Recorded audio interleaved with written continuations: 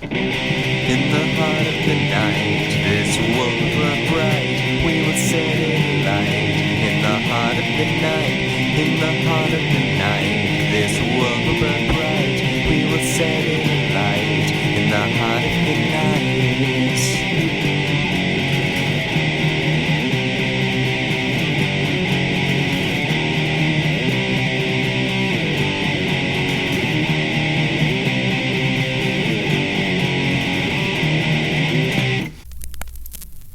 Hello everyone, I'm Anthropomantic Fiend, and I do horror-related things on the internet, and here's hoping my lavalier mic works this time, because I'm expecting this to be a fairly long review, and if it doesn't, I'm going to be pretty pissed off, because I'm going to have to record the whole thing again. But regardless, it's been a minute since I've done one of these reviews. I don't know if I did an episode of Heart of the Night reviews in October. I don't think I did. So yeah, it's been a while, but I'm happy to be doing it again, and I'm getting back to some movies that were requested a while back. I believe the movie I'm going to be reviewing today was requested by James Moss. I believe he has his own channel, so I will be linking that below or in the cards if I can find it. As you probably know if you clicked on this video, the movie I'm reviewing today is Creepshow from 1982, but I did a poll earlier this week asking people what movie they would like me to review next. All of the movies on that poll were things that have been requested by someone in the past, and they are all things I am going to review at some point. I just wanted to gauge what people wanted to see next, like overall. So Mephisto Waltz will be getting a review, Alucarda will be getting a review, Shocker will be getting a review, Dolls will be getting a review, but the movie people wanted to see most was Creepshow. That is what I'm talking about today. As I have already said, it came out in 1982. It is directed by the legendary George A. Romero, who directed Night of the Living Dead and its mini sequels, The Crazies and Martin, which I haven't actually seen, despite the fact that I'm fucking obsessed with vampires, and I'm named Martin. I'm sorry, I'll watch it, I promise. There's just so many movies and I haven't yet. And this film stars its writer, Stephen King, who needs no introduction, but he's written a bunch of legendary horror novels, and he wrote the script for this movie, and some of his other acting credits include bit parts in It Chapter 2, Romero's Diary of the Dead, and Rose Red. The film also stars the amazing Adrienne Barbeau, who is in The Fog, Swamp Thing, Escape from New York, Ted Danson, who I know as Michael from The Good Place and was also in movies like Body Heat and The Human Contract, and Vivica Lindfors, who was in movies dating back to the 1950s. Some of her more kind of genre and horror-oriented work that genre fans are probably going to be more familiar with would be stuff like Stargate, The Damned, and The Exorcist 3. This film is a horror anthology movie, so I'm not going to give a plot synopsis right here, per se, but I'm going to be formatting this review a little bit differently just because I am talking about an anthology, and I will be talking about the beginning of the wraparound segment, then each of the full stories in between, and then the ending wraparound segment. And I'll be talking about the different aspects I usually do for each of those things. But music overall for this film was composed by John Harrison, who also did the scores for Tales from the Dark Side, Book of Blood, the Clive Barker adaptation film, and a 2000 TV version of Dune. And his music for this film is very synthy, and it has this very kind of chimey, eerie creepiness to it. It's not in-your-face horrific in the way other things are. I'm not saying it's subtle. It's not. It's very kind of over the top and also has a little bit of like the dramaticness of a 1950s horror film score. But things like especially the main theme that we hear at the beginning and ending of the film is very just kind of haunting and chimey and very cool. I really like the score for this movie. In the beginning of the film, we establish our wraparound story with Tom Atkins, the legend. There are so many cool people in this movie, but I try to only highlight a few at the beginning. Tom Atkins, the legend, known for, Night of the Creeps, Halloween 3, The Fog, and he plays an abusive piece of shit dad who's slapping his son for reading a horror comic. And it's just this awful person and an awful character, but Tom Atkins plays him very well. This also stars Joe Hill, Stephen King's son, as the son of Tom Atkins, who is now a horror author in his own right. Not a great actor. He's kind of goofy, but I like it. He's very, very entertaining as this kind of angry kid who's very pissed off at his dad, and then this character who's basically the equivalent of the Crypt Keeper for this horror comic that he's reading, Creepshow, because the whole movie's kind of an homage to 1950s horror comics. But the creep, who is that kind of host character in a comic, appears at his window, and Joe Hill just has this weird grin on his face, and it's very, very entertaining. I also really like Joe Hill's bedroom. I like his Dracula poster, but that doesn't really have any bearing on anything, but cool set design for the wraparound segment, I guess. And effects-wise, the look of the creep himself is very, very cool, and we get like a full-on like live action makeup of him that's pretty epic, and then that transitions into animation, which is how we're going to get most of our transitions into each new segment in this film. And I thought the animation was kind of simplistic, but very cool. I really like the art style. It nails the EC look. I like the way this movie, much like a classic horror comic would, is not afraid to be colorful. It's horrific, but it's kind of using dramatic, garish colors to emphasize horrificness rather than being like, this is dark, this is scary, it needs to be monochrome, because that is just not the vibe of this film, and I appreciate that. And after our opening credits, we transition into the first segment, which is Father's Day, and character-wise, holy shit, these characters are super haughty and dramatic, and all of them talk just super weird and uppity, and nobody talks like an actual person in this movie, which makes sense because they're all supposed to be comic book characters. But it's so weird and that's not a complaint. I love it. I love how over the top and weird the interactions between these characters are. And with the exception of the second segment, all of them kind of focus on these really just weird, eccentric rich people doing stupid things and dying because of it. And that is definitely established here. So basically the story for this segment is there's a family getting together of weird uppity rich people, and all of them are expecting their Aunt Bedelia to arrive, and she is known to have murdered her father, apparently. And they're all just like, yeah, we know she murdered her father. She's gonna come over, she's gonna sit by her father's grave and drink and be sad, and then she's gonna come in and we're gonna have a glazed ham dinner and it's going to be wonderful. That is more or less what happens. Bedelia comes over, she sits by the grave, and as soon as she walks into the cemetery, we just hear this voiceover, and we don't have context for it yet, of just someone going, "Where's my cake, Bedelia?" And it's this crazy voice. And in context, it's just this actually very traumatic past event, but just the voice out of nowhere is very funny. And even once you have context for it, just the crazy, crazy voice screaming, "Where's my cake?" is so funny. And we do find out this is the kind of abusive father of Bedelia, and we don't really know much about him except that he's old and he just screams nasty things at her, and he's very, very over the top about it, and it's actually quite entertaining. And as for Bedelia herself, I actually like her as a character. She does not last long. Spoiler alert, I'm probably going to delve into a lot of spoilers in this one, so this is not a spoiler-free review, just so you know. She's kind of a caricature. She's very dramatic and just has this weird she's like everybody else in the movie. She just talks weird. But there's kind of this level of relatability to her, because if I was in the situation she was in, I would have wanted to murder that guy too. And we also get this kind of sense of melancholy and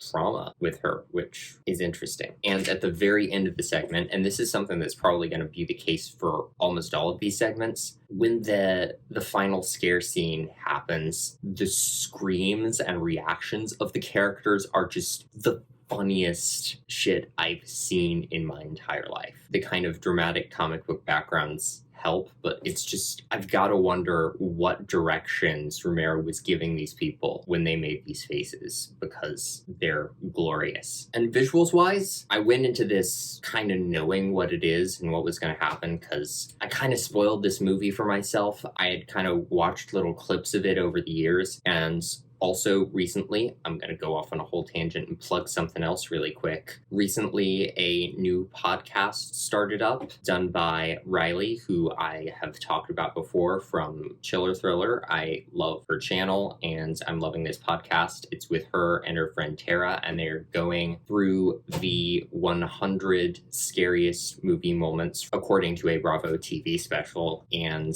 talking about each of those movies in depth. And they did an episode on Creepshow, and it's really fun. I don't know if I mentioned it, but the podcast is called The Fright of Your Life. Please go check it out. I will probably link it here somewhere, but I've been listening to it, and it is really good. They are really, really funny, and I can tell they are having a wonderful time every time they talk about a movie, and they also just bring a lot of great insight into each film they talk about, so please go check that out. Anyway, so I had expectations of what this movie was going to be kind of already. I already knew there were going to be comic book style transitions and a comic book intro thing, but I did not really expect the comic book vibe to carry through each segment to the extent that it did. We'll get transitions from panel to panel, thought bubbles around things, and little sometime later captions. All of that's happening during the stories. I was fully expecting that stuff to just be a transition, and then you would have the story. But it fully carries through the whole movie, and it's a little bit jarring at first, but ultimately I think it really worked for me, and I ended up finding it really fun. And I can only imagine the kind of editing and compositing skill that took, given the technology that was being used to do that in the 1980s. I am always a sucker for a foggy cemetery. I love the look of the foggy cemetery area in this segment, and I really like the lighting for the kind of darkened areas in this segment and throughout the film. And it's something that I've seen in a lot of movies, especially from the 80s, where nighttime is this very kind of pronounced deep blue color, and it's just very cool looking. I like the kind of deep blue darkness, and I think more movies need to do that now. And story-wise, this segment, despite having the kind of overwrought and campy tone that everything in this did, and this is kind of going to be a running theme throughout this review, there's stuff here that actually kind of tugs at my heartstrings, particularly in Bedelia's flashbacks. Seeing a happy occasion turned unhappy by abuse and grief, seeing the cake that she had started to make for her father and just the rage of her just smearing icing all over it. There's something about just occasions that are supposed to be celebratory and the kind of stuff that goes along with that kind of getting marred and ruined, and then somebody dying. There's just something about that I find upsetting on some kind of very personal level. I don't know why, but that still got to me, even with the kind of campy tone that the whole film has. And another running theme is going to be, this movie has good jump scares in it. When we get our first jump scare in this segment, I actually jumped. I don't know if that was because I was watching the movie with headphones, but the jump scare really and truly did get me, and I appreciate that. Said jump scare is the corpse of Bedelia's dad, who rises from the grave and murders her and begins to systematically murder other members of the family. And we got Tom Savini on effects for this movie, so the corpse makeup is very cool, very gritty and detailed. I like it quite a bit. The segment is very good at building up suspense. There's a scene with a tombstone that kind of gets progressively pushed and pushed a little bit more. I don't know what the fuck's pushing it, but we know it's going to fall and it's going to squish somebody, and they're just really taking their sweet time with knocking it over. And the payoff isn't amazing, but the suspense was good. And I've seen like the final shot of this thing before, and I was fully expecting the head on the platter with the candles in it that is the cake, with the corpse being like, I got my cake. I was fully expecting that to be Bedelia's head, because that makes the most sense, and that's really the character that he would be seeking vengeance from beyond the grave for. But no, it's another family member, and he just snaps her neck and takes her head, and now it's on a tray with candles, and he got his cake,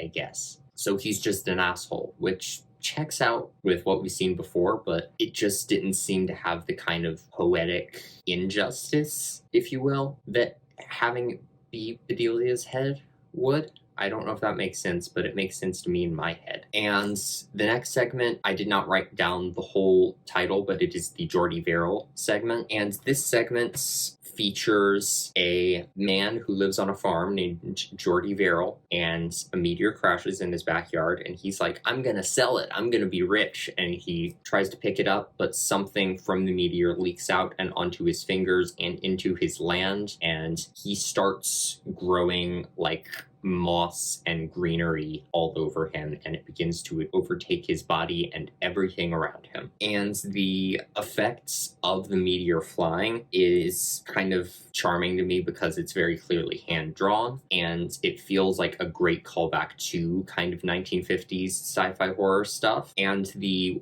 what Jordy Verrill calls meteor shit inside the meteor is very blue and gooey and cool looking. And all of this leads into some legitimately upsetting body horror. At some point it gets silly, just because Jordy's just like a moss person at some point, and he's got like moss growing all over his chin, and it's, if you think about it enough, it's upsetting, but it's very cartoonish in appearance. But like before the moss starts fully growing and we just like see something on his fingers that's kind of starting to grow there, it's very disconcerting. And character-wise, the only real character we get in this, besides some characters that are probably figments of Jordy's imagination, the only character we get is Jordy himself, played wonderfully by Stephen King himself. And his performance as Jordy Verrill is just super dopey and adorable and over the top, and again, weird. I think he might win the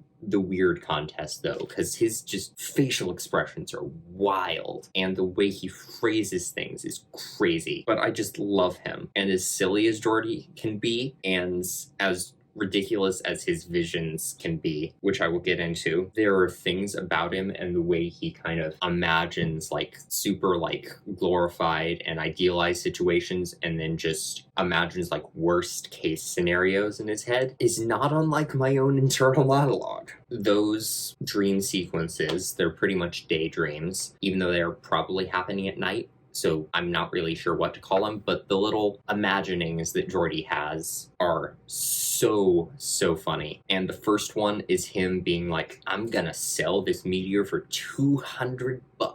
And he imagines him taking it to the Department of Meteors at the university up in town and like haggling until he can get $200 for this meteor. And then the meteor breaks and the meteor shit comes out, and he's like, I can't sell a broken meteor. And he imagines a situation where they're like, I won't give you 1 cent for that. And then later on, when moss has started growing on his fingers, he imagines having to go to the doctor, and the doctor having going to cut his fingers off with a meat cleaver. And the best thing about it is that in every single dream, it's the same room and the same guy in the room. And with the first two sequences, that makes sense because both times it's the Department of Meteors and the scientist dude that's in there. But the third dream, it's the doctor's office, but it's the same door with doctor's office instead of Department of Meteors on it. And it's the same guy with, like, I want to say medical equipment, but he's got a fucking meat cleaver, so I don't know. But all of those were very fun. And then there's just kind of this very interesting possible subtext to the whole thing, because there's all of this stuff on Jordy's TV about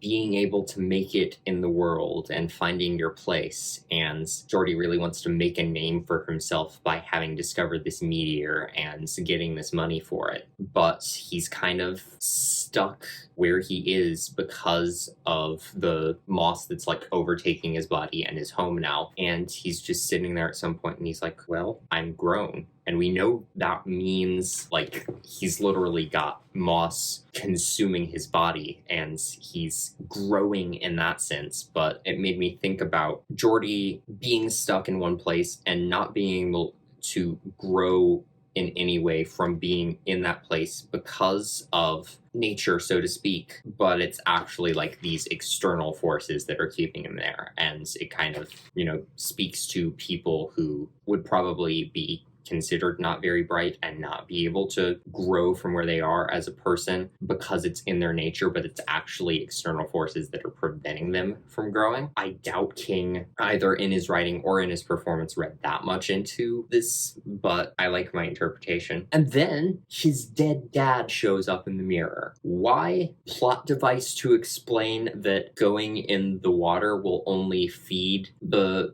plant's life growing on him and make it harder for him to live. But they just bring his dead dad in the mirror into the plot for like 2 seconds to do that. Why? I know why they do it because it's a plot device, but why they chose that as the plot device to use makes no sense to me. It's entertaining, but why? King, explain yourself, please. What? And then the ending is just over the top and kind of intended to be comical, but mostly it's just sad. I feel bad for Jordy because I liked him. And then music-wise, this segment seems to have like the most like overtly like 50s horror film score to it than any of the other segments, which I find particularly fitting because this one felt the most like an actual like 50s horror movie to me. The next segment is Something to Tide You Over, and this segment follows a guy who comes to tell his friend, who I don't know if he's actually his friend or they ever were friends, but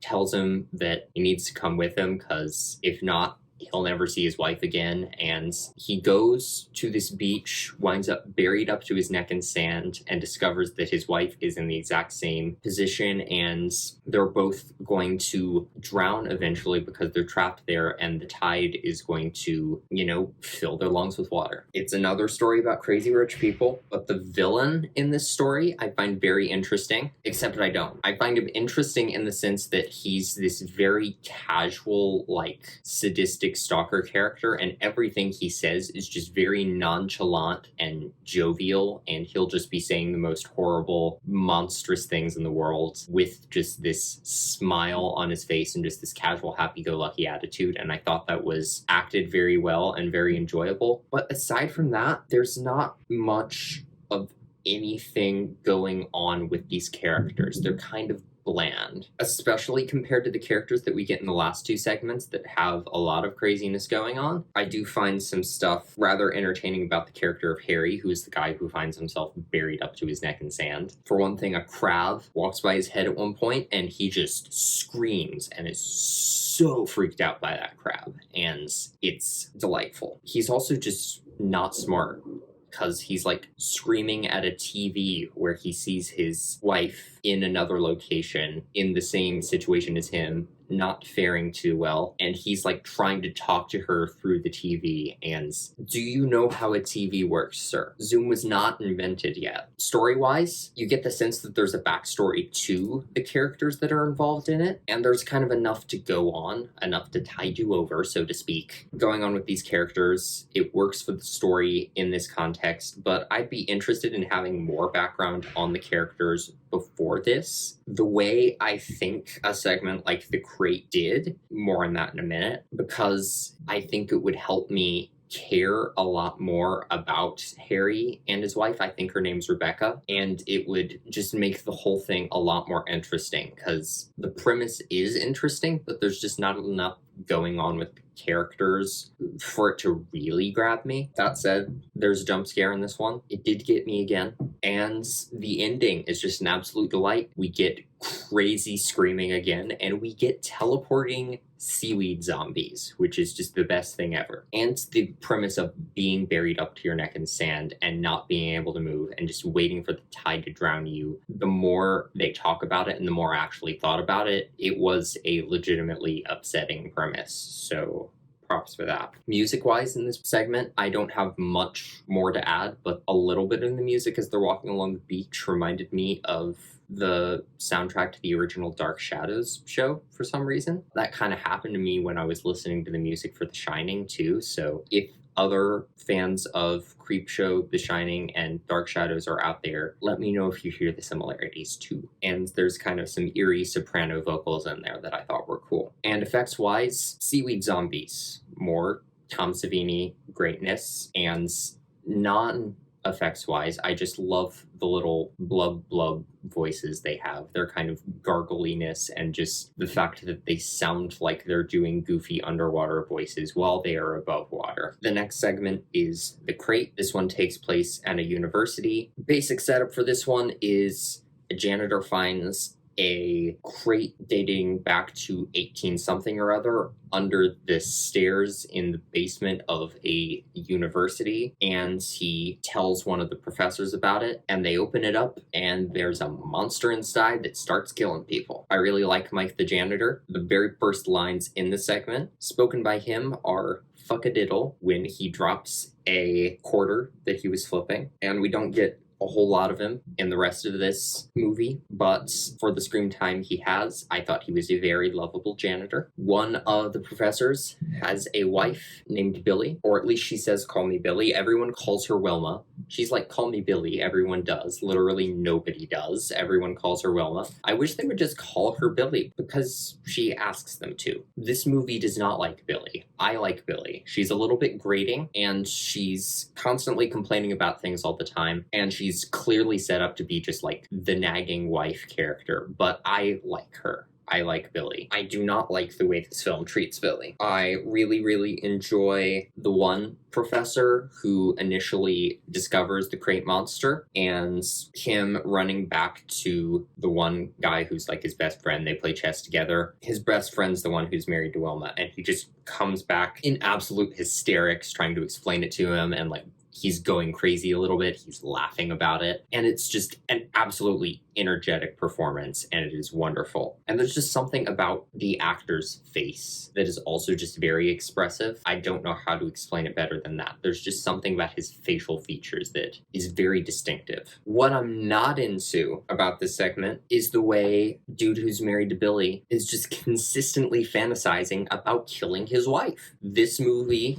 hates Billy. We see him fantasize about shooting her, and then everyone around him applauds him for shooting her, and then he fantasizes about strangling her with his tie, and it's not great. I really don't like it. And then eventually he does kill Billy by feeding her to the crate monster, who I believe has been nicknamed Fluffy by Creepshow fans, or possibly by the filmmakers, I don't actually know. And I was fully expecting him to get his comeuppance from Fluffy because of that, but we just kind of end on Fluffy getting dumped into a large body of water, and then the implication that Fluffy has escaped and will come back at some point. But I wanted to see this man's skull get ripped open for him just murdering his wife for wanting him to do the fucking dishes. Like, oh my god. Just wash a dish. Wash one singular dish. Don't kill your wife. Fuck. Also, Mike the janitor puts his hand in the crate because he thinks he sees emeralds in it, which are actually Fluffy's eyes, but Fluffy's eyes are yellow, so I don't know what's going on there. On the plus side, though, the jump scare got me again. This movie is good with the well-timed jump scares, and I like that when Billie dies, this man just isn't like standing there and grinning like the way he does in his previous fantasies about killing her. He like nearly throws up. He's not happy about it. He does not react with satisfaction, and I appreciated that. But yeah, that ending sure isn't satisfying. Visually speaking, this is the segment where I really started to notice the pronounced use of stylized lighting in the movie, because it's used to really good effect in the other segments, but this segment probably uses it more than any of the other ones. Like every time Fluffy attacks, the lighting of the scene will change from a more naturalistic style to like hard, intense, clashing red and blues to create like this stylized comic booky feel. And